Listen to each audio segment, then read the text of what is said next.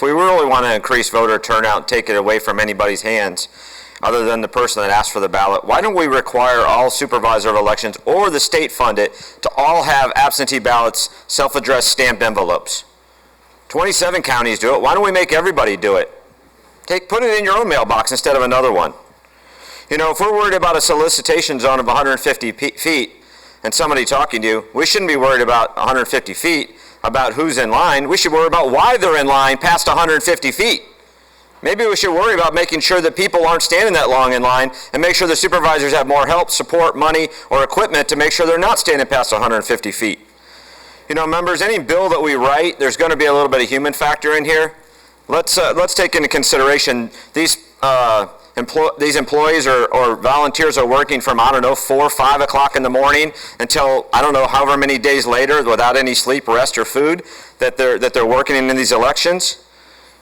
You know, members, I find it funny in voting that we call elections, we certify elections before all the ballots are even in. Military and overseas ballots are allowed to come in. Sometimes, members, it's 1, 2, 3 votes that could change an election.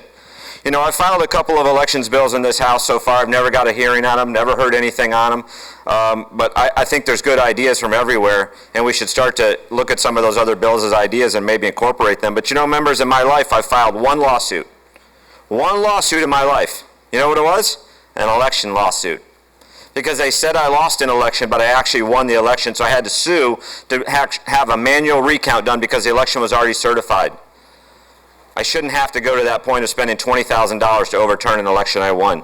So maybe some people have ideas and thoughts in this area that we should start listening to a little bit more and look at those certification times, look at the making sure that we have everybody trained and all the equipment is certified and the best proper equipment that's in place. So I think there's a lot of ideas, but members, I think that's concerning about this is the trend that's going on right now is that we think we need to fix more elections when we have heard nationwide that our elections and this last one were 150 million people plus voted in that election. More than anywhere in the history of our country, the number of people. People say that many people couldn't have voted. They voted.